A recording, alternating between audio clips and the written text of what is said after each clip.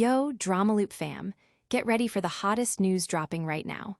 First up, we've got political drama unfolding in Mitrovica.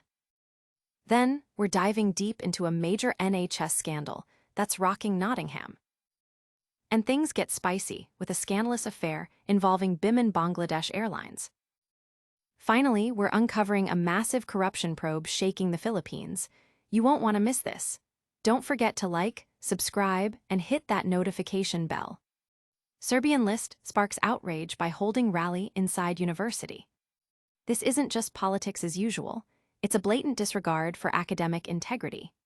The Serbian List has ignited a firestorm by hosting a pre-election rally smack dab in the middle of the University of North Mitrovica's campus, a space meant for learning and intellectual growth, not partisan politics.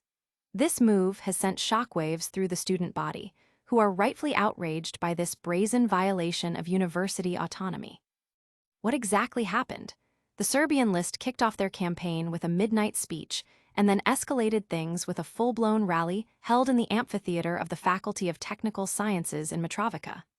Imagine this: senior party leaders, a sea of supporters, and banners plastered everywhere, including one prominently featuring the name Milan Radojic, a figure linked to controversial activities.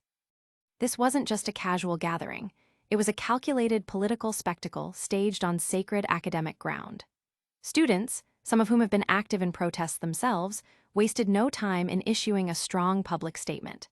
They slammed the event as proof that Serbian institutions in Kosovo are being twisted for party gain, stating unequivocally, "The university is a place of free thought, science, and knowledge, not of party battles."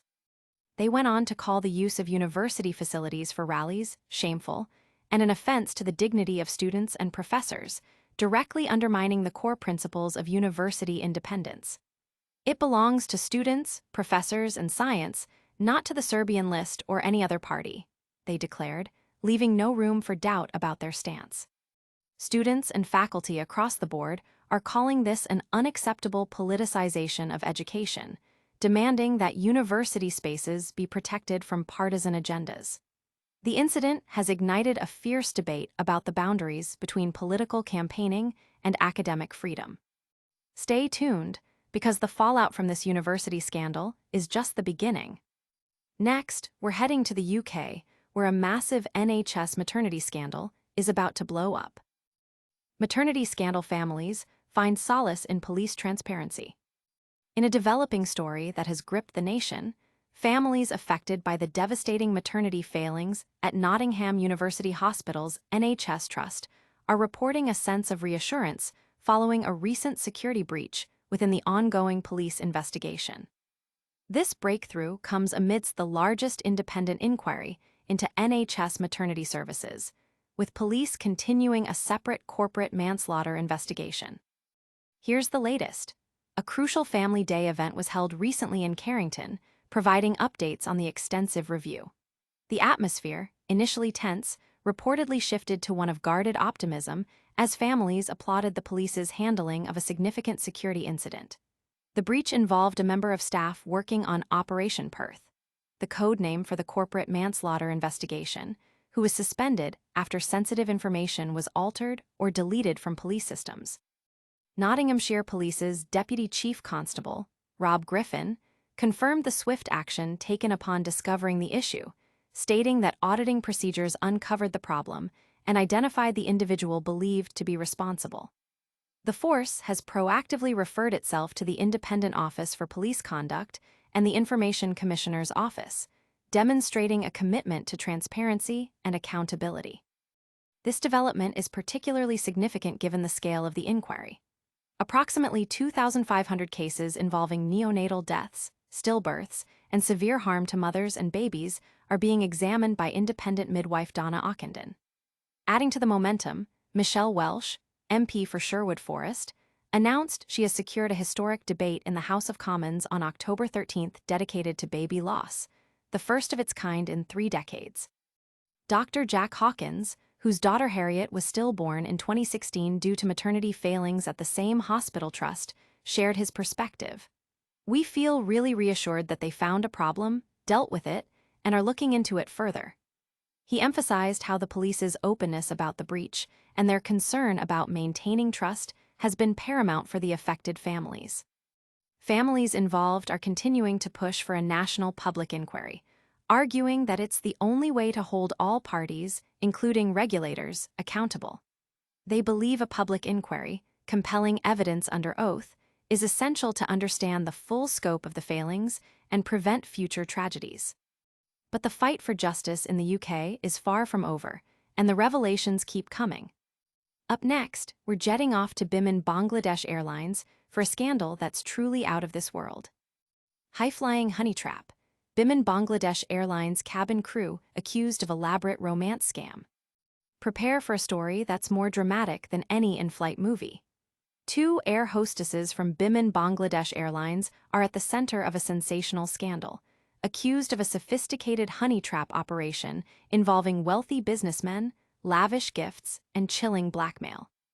Sources reveal that these two cabin crew members, identified as MSD Mori and Khadija Sultana Shimu, allegedly lured businessmen with promises of marriage, only to vanish with their cash, jewelry, and high-end electronics like iPhones. The alleged scheme doesn't stop there. They reportedly obtain compromising photos and videos to ensure their victims remain silent and unable to pursue legal action. It's alleged that they even manipulate flight schedules to ensure repeated encounters with their targets. One businessman, Nasir Uddin from Qatar, filed a formal complaint detailing how Mori allegedly asked for expensive gifts and then abruptly ended their relationship, stating she doesn't stay in one relationship for more than 2 months. He claims she took an iPhone 16, gifts, and his dignity, adding that another associate warned him to stay quiet. Nasir damningly stated, "She and Shimu are using Biman's image to lure professionals, doctors, executives, and expats. They're not cabin crew, they're con artists in uniform." Mori, however, denies the accusations, attributing the breakup to Nasir's drinking problem. Meanwhile, Khadija Sultana Shimu faces similar accusations from Omar Faruk Chowdhury, a senior official at a private airline. He filed a criminal complaint alleging Shimu embezzled a staggering TK 21.7 lakh, approximately $18,000 USD, under the guise of wedding expenses, along with cash and a diamond ring. Chowdhury claims they met on Facebook, planned a September 25th wedding, but Shimu and her mother demanded more money and gold for the wedding, eventually ghosting him and demanding intimate photos for blackmail. The airline has confirmed receiving complaints against both individuals and has launched a preliminary investigation, with departmental and legal actions, including termination, pending if the allegations are proven. This scandal has cast a dark shadow over Biman Bangladesh Airlines, raising serious questions about the conduct of its crew and the airline's oversight. From sky-high scams to down-to-earth devastation, our next story reveals a massive corruption crisis. Get ready to hear about billions lost in the Philippines due to flood control project fraud. Philippines rocked by multi-billion peso flood control corruption scandal. A massive corruption scandal, potentially the largest in the Philippines in over a decade, is sending shockwaves across the nation, with hundreds of protesters gathering to demand accountability for billions of pesos lost in flood control projects. This crisis has galvanized religious leaders, prompting calls for a spiritual renewal alongside political action. At the heart of the issue are allegedly anomalous flood control projects managed by the Department of Public Works and Highways, DPWH, and involving private contractors like Sarah Discaya. The scale of the corruption is staggering, with the Department of Finance estimating losses of up to P1185 billion, approximately $2.08 billion USD, over the past 2 years alone. This has ignited public fury and led to widespread protests, including a recent mass at the historic EDSA shrine led by activist priest Father Robert Reyes. During the service, Father Reyes urged citizens not just to blame politicians and contractors, but to examine their own roles in perpetuating corruption, questioning if the corrupt are present in every aspect of society. The Catholic Church, a deeply influential institution in the Philippines, is at the forefront of this movement. Bishops and priests are leading the charge, framing the scandal not just as a financial crime, but as a betrayal of human dignity and a sin against God. Bishop Roberto Ga of the Diocese of Novaliches stated, "Every peso stolen is a life put at risk. Every corrupt deal is a flood that submerges our nation's future."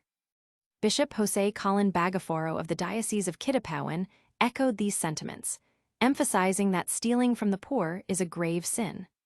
Lay Catholic groups like Couples for Christ and Missionary Families of Christ are also actively involved, calling for a renewal of faith and a more active engagement with Christian values beyond mere obligation. This scandal has exposed deep-seated issues within the country's governance and has sparked a national conversation about integrity and public service. Planned protests on September 21st, organized by various church leaders, are expected to draw thousands, signaling a powerful collective demand for change and an end to the systemic corruption that has plagued the nation's development. And that's a wrap on today's explosive news. But don't go anywhere, we've got a lightning-fast recap coming your way. And that's a wrap on today's explosive news. We saw the Serbian List causing chaos at a university in Mitrovica, families in the UK finding reassurance amidst an NHS maternity scandal, Biman Bangladesh Airlines air hostesses caught in a shocking honeytrap scheme, and the Philippines battling a colossal flood control corruption scandal.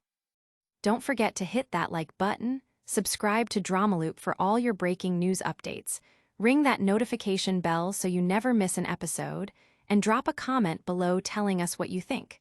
Follow us on all social media platforms to stay connected. We'll see you in the next one.